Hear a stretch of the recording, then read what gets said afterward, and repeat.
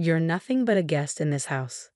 Linda's voice echoed through the dining room as she slammed her hand on the antique mahogany table. No marriage certificate means no rights. Pack your things and leave. I sat there, calmly sipping my tea while my mother-in-law's face turned an interesting shade of red.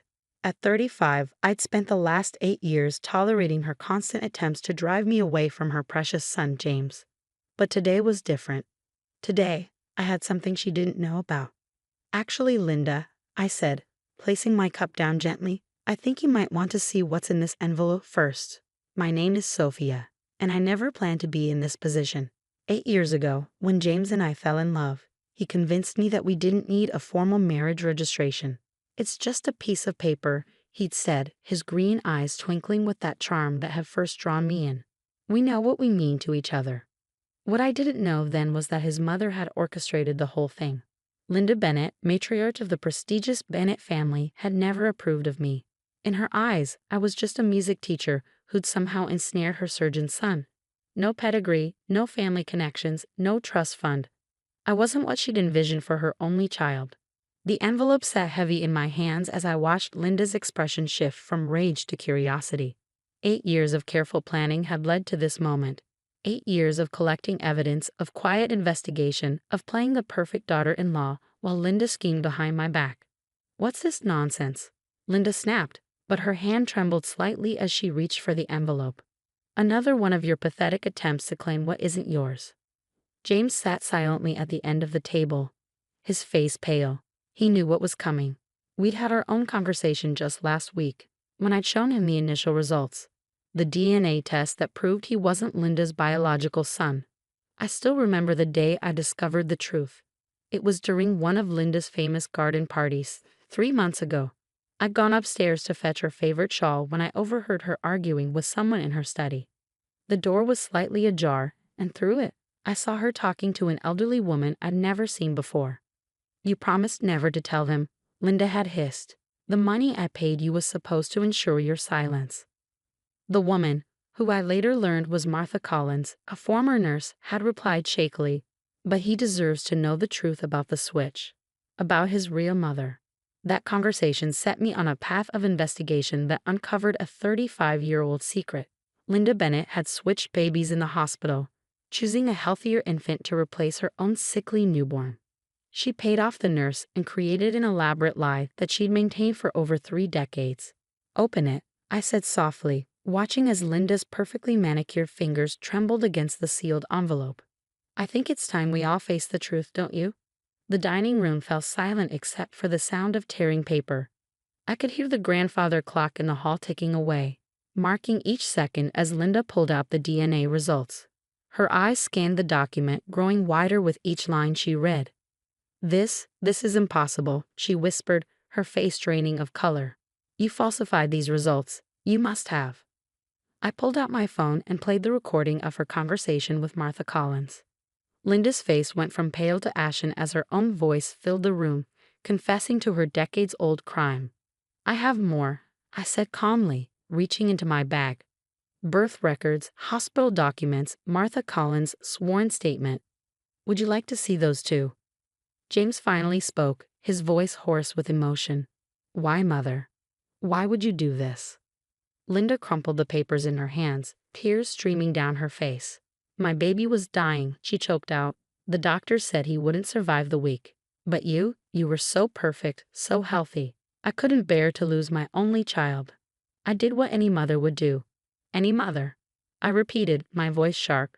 You stole someone else's child, Linda. You robbed another woman of her son. And now you have the audacity to try to chase me away because I don't have a marriage certificate. The irony of the situation wasn't lost on anyone in the room. Linda, who had spent years questioning my legitimacy in her son's life, was facing the ultimate question of legitimacy herself. Where is she? James demanded, standing up. My real mother, is she alive? I nodded slowly. Her name is Elizabeth Carter. She lives in Portland, and unlike some people, I glanced pointedly at Linda. She's been desperate to know what happened to her son all these years. Linda collapsed into her chair, her carefully constructed world crumbling around her. The woman who had spent years tormenting me about not being officially part of the family was about to learn a harsh lesson about what family really means.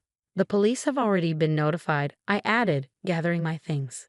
They're very interested in speaking with you about the hospital records you falsified, and Martha Collins has agreed to testify. As I stood to leave, Linda grabbed my arm, her grip desperate. Please, she begged, you can't do this. This is my family. I gently removed her hand, looking her straight in the eyes.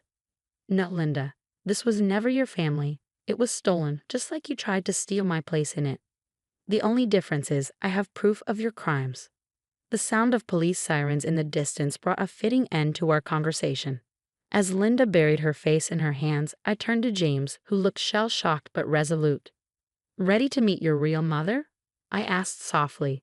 He nodded, taking my hand. Together, he said firmly, as a real family should be. The drive to Portland was quiet, filled with the weight of unspoken thoughts. James gripped the steering wheel tightly, his knuckles white as we made our way through the rain-slicked roads. I watched his profile, noting how he seemed to be processing years of lies with each passing mile. Linda's arrest had made the local news, though the full story was still unfolding. The police had found more evidence in her study. Documents, letters, and a diary that detailed her elaborate scheme. She'd not only switched the babies but had actively worked to keep Elizabeth Carter away from Boston, using her family's influence to block any attempts at investigation. What if she doesn't want to meet me? James finally broke the silence, his voice barely above a whisper. What if she's built a life without me and doesn't want to disrupt it? I reached over and squeezed his hand. Elizabeth has been searching for you for 35 years. She never gave up hope. During my investigation, I found Elizabeth through an online support group for parents of missing children. Her story had caught my attention immediately. A baby switch at Massachusetts General Hospital, the same hospital where James was born. When I reached out to her, the pieces started falling into place. We pulled up to a modest craftsman-style house with a well-tended garden. Wind chimes tinkled softly on the porch, and through the window, we could see warm light spilling out. James sat frozen in the driver's seat, staring at the house. What do I even say? He asked, running a hand through his hair. How do you start a conversation with a mother you never knew you had? Before I could answer, the front door opened. Elizabeth Carter stood in the doorway, one hand pressed against her heart. She was a petite woman with James's same green eyes and gentle features. The resemblance was striking, something Linda had probably noticed and feared all these years. James, her voice carried across the yard, trembling with emotion. The moment felt surreal as we walked up the path. Elizabeth's hands shook as she reached out to touch James's face, tears streaming down her cheeks. I knew, she whispered. I knew in my heart you were out there somewhere. Inside, Elizabeth's home was warm and inviting, filled with books and family photos. She led us to the living room where tea and cookies were already set out. I've been baking all day, she admitted with a nervous laugh. I didn't know what else to do with myself. As we sat down, Elizabeth pulled out an old photo album.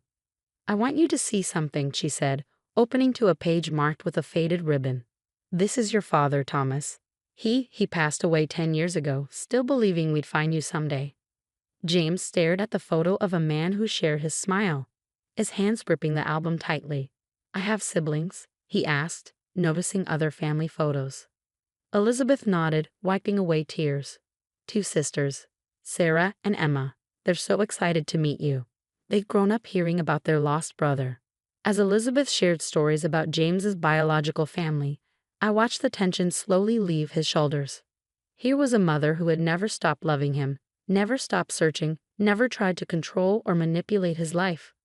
I tried to find you, Elizabeth said, her voice catching. For years, I hired private investigators, reached out to hospitals, even appeared on true crime shows. But Linda Bennett's influence was too strong. Every lead would suddenly go cold. Every inquiry would hit a dead end. James looked up from the album, his eyes filled with a mix of pain and anger. She robbed us of so much time, he said quietly. All those years. Elizabeth reached out and took his hand. We have now, she said firmly. And thanks to Sophia, we have the truth. When she contacted me, showed me the evidence she gathered, it was like all my prayers had finally been answered. The conversation flowed naturally after that, years of lost time trying to compress themselves into hours. Elizabeth showed James more family photos, told him about his sisters, his extended family, the grandfather who had left him a trust fund that Linda had somehow managed to hide. "There's something else you should know," Elizabeth said, getting up to retrieve a document from her desk. "When Sophia first contacted me, I had my lawyer prepare this. It's the deed to this house, and I've added your name to it." James started to protest, but Elizabeth held up her hand. "This house has been in our family for generations. It should have been your home too. I want you to have a legal claim to your heritage, something that can't be taken away." As she handed him the papers, our phones buzzed simultaneously. It was a news alert. Linda had attempted to flee custody but had been caught at the airport. She'd been trying to board a flight to the Cayman Islands with a fake passport and a substantial amount of cash. "She never learned," I said, shaking my head. "Even now, she's still trying to run from the truth." Elizabeth set down her tea with a steady hand. "What she did, stealing a child, destroying records, using her influence to cover it up. She'll have to face the consequences now." James was quiet for a moment, then looked at his biological mother with determination. "I want to know everything," he said. "Every detail about our family, every story, every tradition. I want to make up for all the time we lost." Elizabeth's face lit up with joy. "Well, then," she said, reaching for another photo album, "let me tell you about the summer your father and I met. It was right here in Portland." As Elizabeth began her story, I watched James lean forward, absorbing every word. The weight of Linda's lies seemed to lift with each passing moment, replaced by the warmth of genuine family love.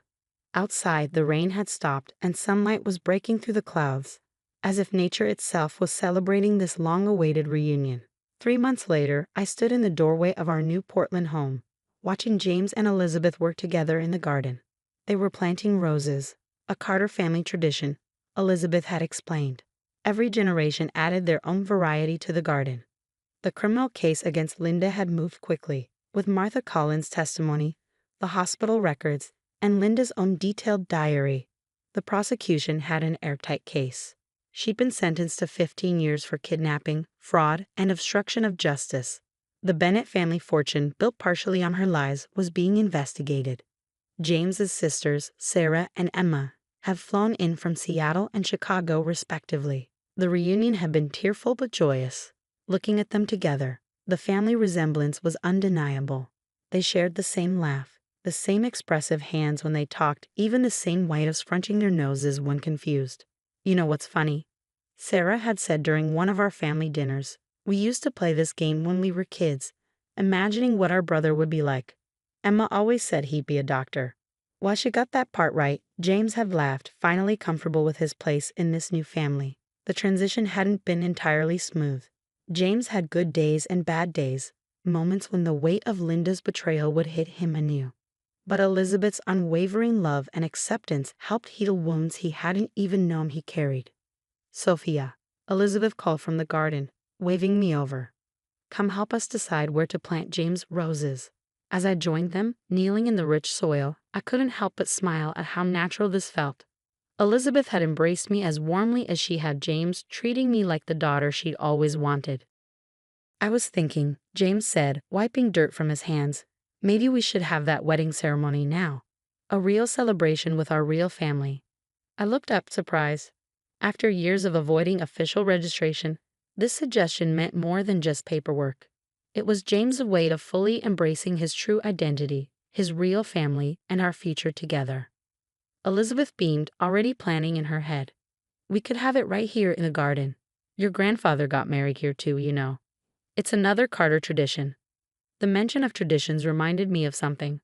I went inside and returned with a small box I'd been saving for the right moment. "Speaking of family traditions," I said, opening the box to reveal an antique locket. "Elizabeth gave me this last week. It has pictures of your grandparents on their wedding day. She thought you might want to have it." James took the locket carefully, his eyes moistening as he opened it to see the faces of the grandparents he'd never known. "They look so happy," he said softly. "They would have adored you," Elizabeth assured him, placing a gentle hand on his shoulder. "Just like they would have loved Sophia for bringing our family back together." That evening, as we sat on the porch watching the sunset, James pulled me close. "Thank you," he whispered, for not giving up, for finding the truth, for giving me my real family. I squeezed his hand, remembering that tense dinner with Linda 3 months ago. I always knew we were meant to be a real family. We just had to find the right one. Inside, we could hear Elizabeth on the phone with Emma, excitedly discussing wedding plans. Sarah had already texted several venue suggestions, though we all knew the garden would be perfect. The next morning brought news that Linda had attempted to appeal her sentence, claiming diminished capacity. The judge had denied her requests, seeing through her final attempt at manipulation. "She'll never change," James said when he heard the news, but his voice held no bitterness anymore. "But she gave me one gift, even if she didn't mean to. She led me to you, and through you to my real family." As spring turned to summer, the roses James and Elizabeth planted began to bloom, deep red blossoms that Elizabeth said matched the ones her husband had planted when they first moved in. Life had come full circle in the most unexpected way. Looking back at that dinner where Linda had tried to throw me out, claiming I had no rights without a marriage certificate, I realized she had inadvertently set in motion events that would give James something far more valuable than any legal document: the truth about his identity and a family built on real love rather than lies and manipulation. "You know what's ironic?" I said to James as we watched the sunset from our new porch. "Linda was so focused on keeping me out of the family that she never realized she was the one who didn't belong." James nodded, a peaceful smile on his face. "Sometimes the family you're meant to have finds you, even if it takes 35 years and one very determined wife." As if on cue, Elizabeth called us in for dinner, her voice filled with the warmth that had been missing from Linda's all those years. We went inside together, leaving the shadows of the past behind and stepping into the light of our true family's love.